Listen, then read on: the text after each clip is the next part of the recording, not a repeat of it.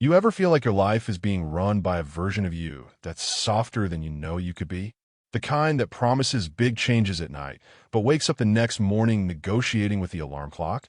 Yeah, most people don't admit it, but they live in that loop for years. They think discipline is some magical spark, when in reality, it's a skill, one that the Ninpo mindset can hardwire into anyone in as little as 100 days. But here's the twist most people never see coming. You don't need more motivation, more hype, or another new year, new me plan.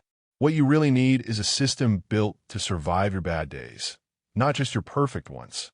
A method that strips the power from excuses, rewires emotional control, and turns consistency into who you are, not something you chase. And the Ninpo approach does exactly that, quietly, simply, effectively. And if you've ever wondered why some people evolve while others stay stuck repeating the same stories, you're about to learn the difference.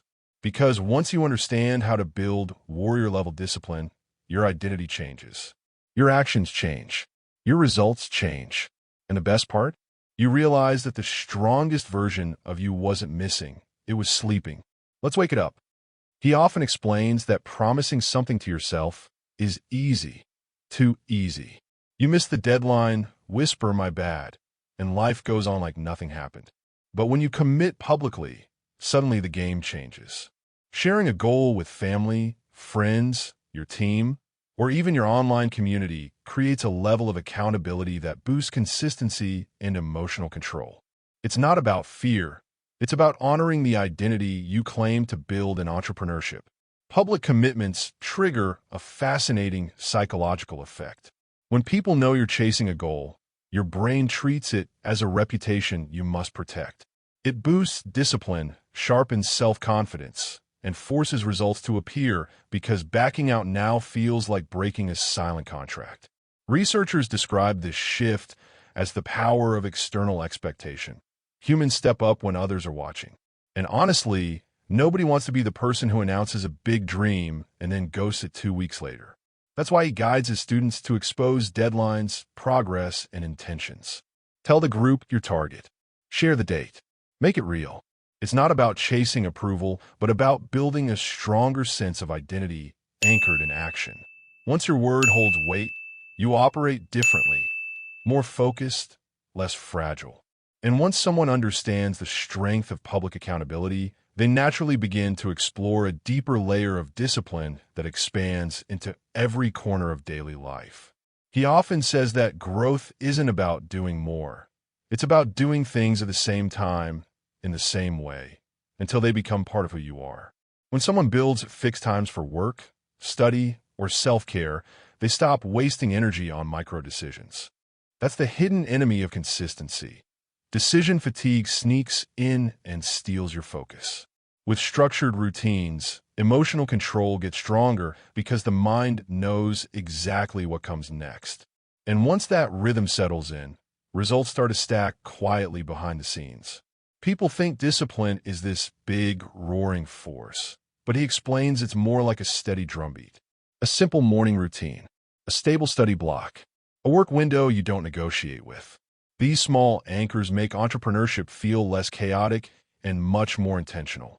And ironically, the more someone plans their day, the more freedom they feel inside it. Structure doesn't cage people. It frees them from constant internal negotiation. He encourages everyone to create routines based on their lifestyle, not someone else's highlight reel. A parent's rhythm is different from a student's, and a freelancer's flow differs from executives. What matters is building a system that supports discipline, strengthens self-confidence, and protects consistency even on tough days. When that rhythm becomes unshakable, life gains a sense of stability most people never experience. And once that foundation is laid, the next step becomes surprisingly simple.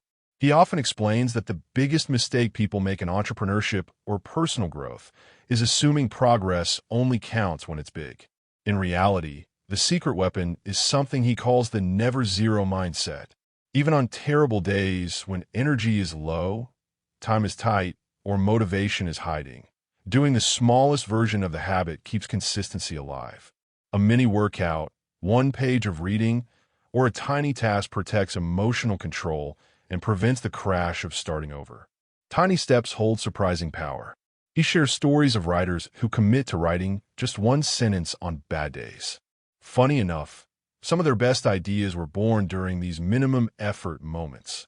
The same goes for athletes who stretch for 5 minutes or entrepreneurs who respond to just one important message. The act isn't impressive, it's symbolic. It tells your brain, we don't skip, we adapt. And this strengthens self-confidence far more than waiting for perfect conditions ever could. That's why he repeats like a mantra, perfection doesn't build discipline, continuity does. People who embrace the never-zero logic develop a rhythm that can survive stress, travel, chaos, heartbreak, anything. They build results slowly, quietly, but with a force that compounds over time. And once someone truly understands how doing a tiny bit can save an entire habit, they're finally ready for the next level. The part where they learn to outsmart their own excuses before those excuses even show up. He teaches that discipline doesn't collapse because of big disasters. Most people fall off track due to predictable excuses. Travel, illness, extra work, family visits, all of it shows up like clockwork. That's why he encourages entrepreneurs and students to map these situations in advance. When someone plans a simple plan B, they protect consistency and emotional control even during chaos. Results don't disappear when life changes. They disappear when people fail to anticipate life changing. He'll often ask, what's your bare minimum when things go wrong? If someone travels, maybe the workout becomes body weight only. If work overload hits, the habit becomes 10 minutes instead of 40. If stress shows up, the task becomes simpler but still present. This approach feels almost too easy, but it's exactly what strengthens self-confidence. Decision fatigue drops because the answer is already written. No need to think, negotiate, or overreact. And the psychology behind it is fascinating. Humans stick to habits more reliably when the plan requires less effort during tough moments. Studies show that pre-deciding keeps people grounded, calmer, and more disciplined. It's a quiet shield that protects entrepreneurship goals from unnecessary setbacks.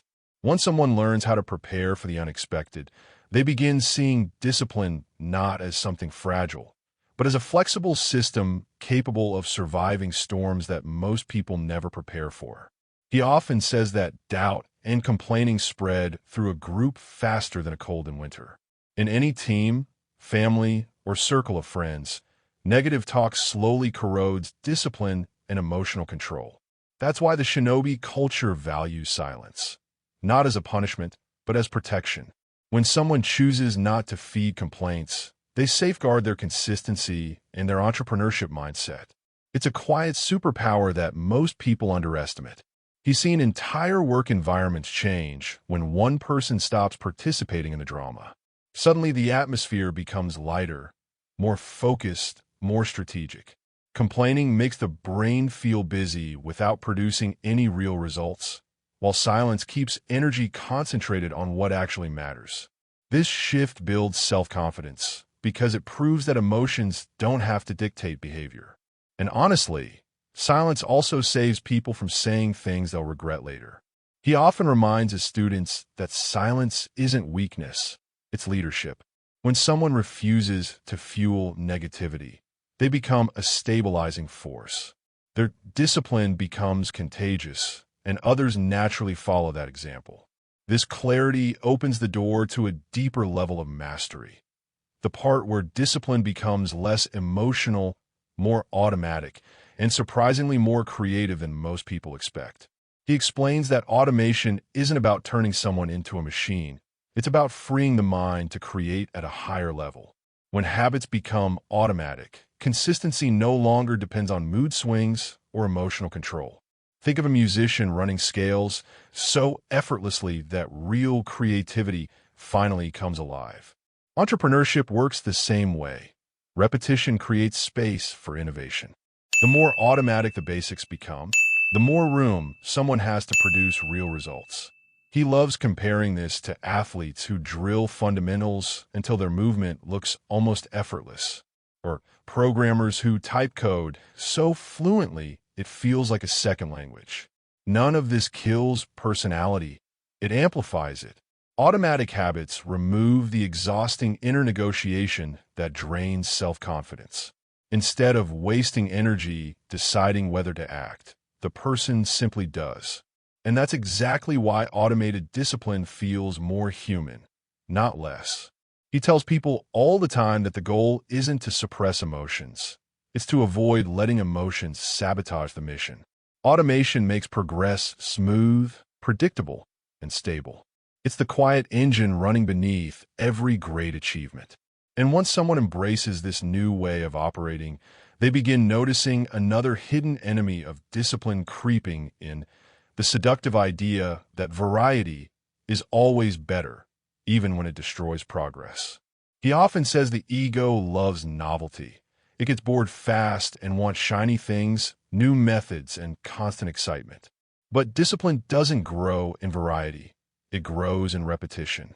Many people in entrepreneurship sabotage their consistency by switching paths too early. One week they're building a business, the next they're changing the model. One month they're studying one method, the next they jump to another. This chaos destroys emotional control and kills results before they even start forming. He shares plenty of real-world examples. Entrepreneurs who pivot every 7 days and wonder why nothing sticks. Students who change study techniques so fast they never master any. Content creators who abandon formats before the algorithm even learns who they are. None of them lack talent, they lack stability. True self-confidence comes from staying long enough in one direction to build real momentum. Variety isn't the villain, but the timing of variety often is. He teaches that discipline thrives when someone saves experimentation for later, not now. Early stages require repetition, grounding, and focus. That's where the foundation is built. Once consistency becomes natural, then variety can enhance creativity rather than sabotage progress. And right when people finally embrace this truth, something interesting happens. They begin to feel the pressure of external judgment, the kind that appears when discipline becomes too visible for others to ignore. He often warns that strong discipline triggers reactions in others. Sometimes admiration, sometimes discomfort. When someone starts showing consistency in entrepreneurship, people around them may say things like, "You changed, you're exaggerating," or "No one needs that much focus." These comments rarely come from malice. They come from comparison. Your improvement highlights their stagnation, and that tension fuels judgment. Emotional control becomes essential here. He reminds his students that many great achievers went through phases of isolation. Athletes, artists, entrepreneurs, most faced criticism when their discipline exceeded the norm. People mock their routines, their obsessions, their strict habits. Yet those habits built the very results others later praised. This contrast teaches an important truth. Self-confidence isn't built when everyone supports you. It's built when you keep showing up even when they don't. He teaches that criticism is simply a sign that you're rising above the average pace. Instead of shrinking, use it as fuel. Discipline naturally filters your circle, leaving space only for those aligned with your mission. And as this transformation unfolds, something powerful happens inside. Hesitation begins to fade, and identity becomes stronger, which leads directly into the final evolution of the shinobi mindset, the moment where the weaker self finally dies and a different version of you steps forward. He often says that discipline reaches its peak when it stops feeling like a battle and starts feeling like breathing. That's the moment when the weak self, the one full of excuses and hesitation, begins to dissolve. Actions become smoother, faster, and far more aligned with someone's true identity. Entrepreneurship feels less like constant effort and more like natural expression. This shift strengthens self-confidence in a way motivation never could. He shares stories of people who flipped the switch, students who suddenly studied without forcing themselves, professionals who created results daily without emotional drama, ordinary people who became consistent after years of starting and stopping. Their secret wasn't talent. It was the quiet death of hesitation. Once emotional control becomes automatic, momentum takes over. The person wakes up one day realizing they don't argue with themselves anymore. They simply do what needs to be done. He explains that this transformation is rare because most quit before reaching this stage. But those who persist long enough experience a life that feels shockingly easier. Tasks flow. Decisions simplify. Discipline becomes identity. And as this new version of the self emerges, it opens the door to something even bigger, a journey that deepens far beyond habits and enters the realm of purpose, power, and a warrior-level mindset that few ever embody. At the end of the day, everything you've learned here only becomes real when you put it into action. Discipline isn't built by accident. It's built by choosing, day after day, not to let the weaker version of yourself take the lead. And now you have the tools, the mindset, and the clarity to build a level of consistency most people never experience in their entire lives. The question is, what will you do with it? Which habit will you start today? Which excuse are you finally ready to eliminate? And which version of you will show up tomorrow? The hesitant one, or the one who leads with emotional control, self-confidence, and unwavering focus? Your future results are waiting for the answer. If this content helped you step closer to your strongest self, make sure to subscribe to the channel and activate the notifications so you can keep learning, keep growing, and keep sharpening your warrior discipline every single day.